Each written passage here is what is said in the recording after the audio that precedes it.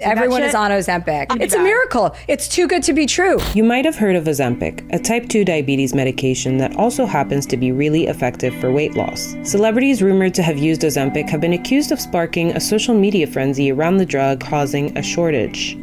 People are doing Ozempic parties here in LA where they all do an Ozempic. But the reasons for the shortage are a lot more nuanced. Let's take a look at how we got here. Ozempic was developed by pharmaceutical company Novo Nordisk and FDA approved in 2017. It was a game changer for people with type 2 diabetes looking to lower their blood sugar. People with type 2 diabetes are excited about the potential of once-weekly Ozempic. Since it helps the body to make more insulin, the insulin helps to lower the glucose. Also, since it slows down how quickly food moves from your stomach to your intestines, your blood sugars don't spike as much after you eat. So it gives your body more time to manage those carbohydrates. In clinical trials, researchers found that Ozempic was really effective for weight loss. So Novo Nordisk rebranded semaglutide as Wegovy for weight loss at a bit of a higher dose than Ozempic. The active ingredient in Ozempic and Wegovy is identical. It's the same medication, it's semaglutide. To me, it's ridiculous that they need to make two different medications that are exactly the same and label them differently.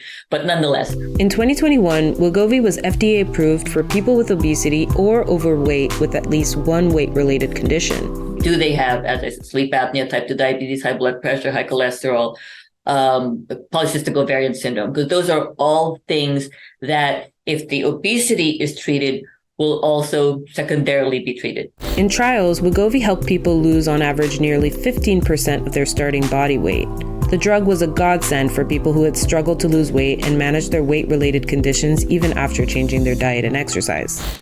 When Wegovy was launched, the company really went out and marketed it well. Plus, they had this savings card so that people could get it, at a relatively inexpensive rate. It being once a week, people were more willing to do it.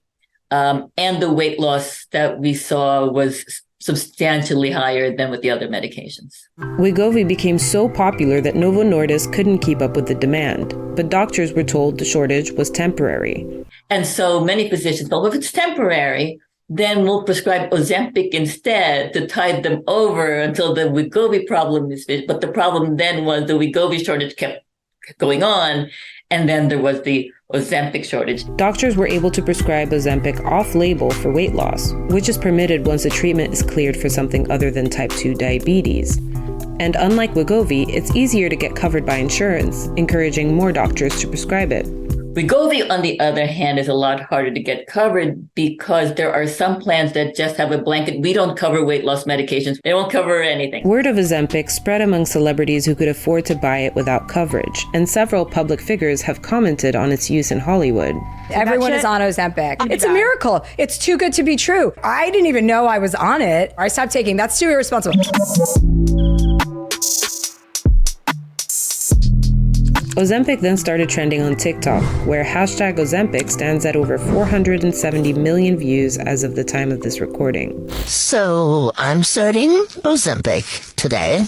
Week 17 Ozempic update. What I ate for lunch as a mid-sized girl on Ozempic. In the past, when I was trying to prescribe weight loss medications to people, they'd be very hesitant. Once they saw that famous people were doing it and it was okay and it was cool, more people wanted it. So at this point, Ozempic is being prescribed for both diabetes and weight loss, and as news of the shortages came out, many accused people using the drug for weight loss of taking away crucial medicine from people with type 2 diabetes.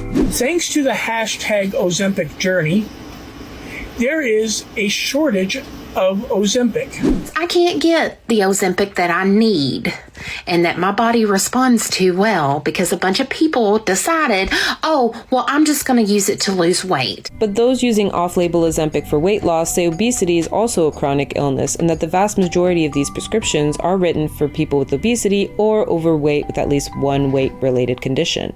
Yes, I'm primarily using it for weight loss. However, there were underlying issues that I was having due to my weight. I was almost 250 pounds and I lost 105 pounds from this medicine. I'm no longer pre-diabetic. My high blood pressure is gone. I'm not being selfish by any means by using this medication. I'm trying to be here longer for my children. I think that there are people who truly need the medication to improve their health, who, in an act of desperation, because they couldn't get the drug they're supposed to get, which is the Wegovy, got Ozempic. The people who are using it because they just want to be pretty, I don't agree with that part. But I think that's a minority of the people who are using it, because those people can't get it through insurance. They're not going to be able to get it approved. So these are just people with a whole lot of money to throw at something that's cosmetic. For people who use semaglutide for weight loss, stopping or switching medications can worsen any weight-related conditions. Obesity is a chronic illness and needs to be treated like a chronic illness, just like we treat high blood pressure. You don't give someone a high blood pressure pill to say, oh, your blood pressure is normal now, we can stop it. So what happens if someone with type 2 diabetes can't get access to their Ozempic prescription?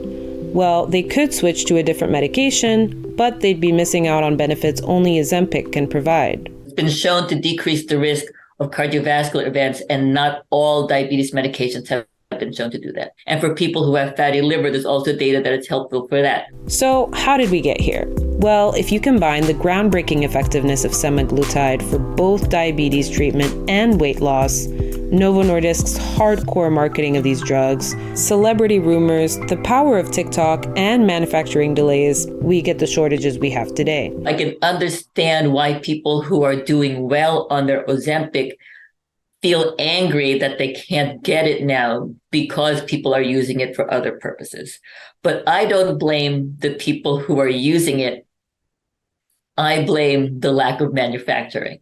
We live in a country where over 2/3 of the population are either overweight or obese. We live in a country where over 25 million people have diabetes, most of whom have type 2. If you're going to say, we want you to use our drug all the time, then you better be prepared to give all these people medication.